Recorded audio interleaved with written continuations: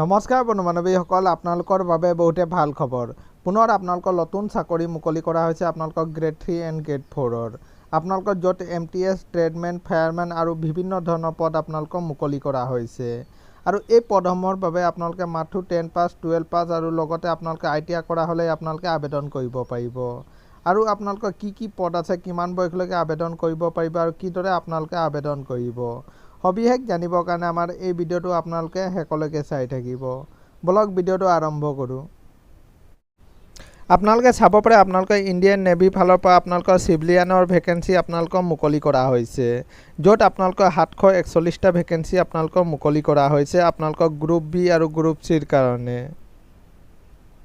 আৰু আপোনালোকে চাব পাৰে আপোনালোকৰ কি পোষ্ট আপোনালোকৰ মুকলি কৰা হৈছে। আপোনালোকৰ চাৰ্জমেন আছে, আপোনালোকৰ draughtsman, fireman, fire engine driver, tradesman, mate, pest control worker, cook আৰু MTSৰ ভেকেঞ্চি আপোনালোকৰ মুকলি কৰা হৈছে।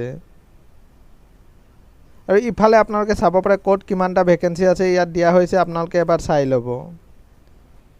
আৰু বয়সৰ সময়সীমা বিচৰা হৈছে আপোনালোকে চাব পাৰে আপোনালোকে চাৰ্জমেন আৰু আপোনালোকে চাইণ্টিষ্ট এছিষ্টেণ্টৰ যিসমূহ ভেকেঞ্চি আছে এইসমূহ ভেকেঞ্চিৰ বাবে 18 বছৰৰ পৰা আপোনালোকে 30 বছৰলৈকে আবেদন কৰিব পাৰিব।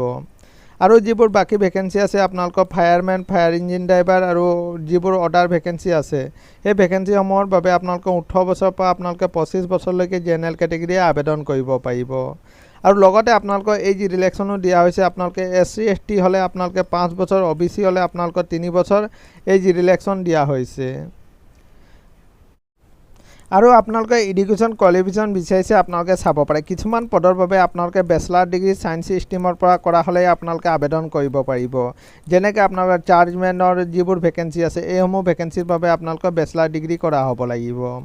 আৰু আপোনালোকৰ যিবোৰ ড্ৰাগছমেনৰ ভেকেঞ্চি আছে এইসমূহ ভেকেঞ্চিৰ বাবে 10 পাছ লগতে আপোনালোকে ITI কৰা হ'লে আপোনালোকে আবেদন কৰিব পাৰিব। আৰু যিবোৰ ফায়াৰমেনৰ ভেকেঞ্চি আছে এইসমূহ ভেকেঞ্চিৰ বাবে আপোনালোকে 12 পাছ কৰা হ'লে আপোনালোকে আবেদন কৰিব পাৰিব। আৰু যিবোৰ আপোনালোকৰ ফায়াৰ ইঞ্জিন ড্ৰাইভাৰৰ ভেকেঞ্চি আছে এইসমূহ ভেকেঞ্চিৰ বাবে আপোনালোকে 12 পাছ লগতে আপোনালোকৰ হেভি ড্ৰাইভিং লাইচেঞ্চ আপোনালোকৰ বিচৰা হৈছে। আৰু ট্ৰেডমেন মেটৰ কাৰণে আপোনালোকে 10 পাছ লগতে আপোনালোকে ITI কৰা হ'লে আপোনালোকে আবেদন কৰিব পাৰিব। আৰু কুকৰ কাৰণে বিচৰা হৈছে আপোনালোকে মাথো 10 পাছ কৰা হ'লে আবেদন কৰিব পাৰিব। আৰু পেজ কণ্ট্ৰল ৱৰ্কাৰৰ কাৰণে আপোনালোকে 10 পাছ কৰা হ'লে আপোনালোকে আবেদন কৰিব পাৰিব। আৰু মাল্টিটাস্কিং ষ্টাফৰ কাৰণে মাথো 10 পাছ লগতে আপোনালোকৰ ITI বিচৰা হৈছে। আৰু এপ্লিকেশ্যন ফিজ ৰখা হৈছে আপোনালোকে চাব পাৰে জেনেৰেল, OBC আৰু EWS কেটেগৰী হ'লে আপোনালোকে 295 টকা এপ্লিকেশ্যন ফিজ দিব লাগিব। আৰু আপোনালোকৰ চিলেকশ্যন প্ৰচেছ আপোনালোকে চাব পাৰে আপোনালোকে প্ৰথমে ৰিটেন এক্সাম হ'ব, তাৰপিছত আপোনালোকৰ ফিজিকেল, তাৰপিছত ডকুমেণ্টছ ভেৰিফিকেশ্যন, তাৰপিছত মেডিকেল টেষ্ট আপোনালোকৰ অনুষ্ঠিত কৰা হ'ব। আৰু এইসমূহ ভেকেঞ্চিৰ বাবে আপোনালোকে অনলাইন আবেদন কৰিব লাগিব। অনলাইন আবেদন কৰিবৰ কাৰণে আপোনালোকে ইণ্ডিয়ান নেভিৰ অফিচিয়েল ৱেবছাইটত গৈ আপোনালোকে অনলাইন আবেদন কৰিব পাৰিব। আৰু অনলাইন আবেদন আৰম্ভ হৈছে আপোনালোকে চাব পাৰে 20 জুলাইৰ পৰা আপোনালোকৰ অনলাইন আবেদন আৰম্ভ হৈ গৈছে।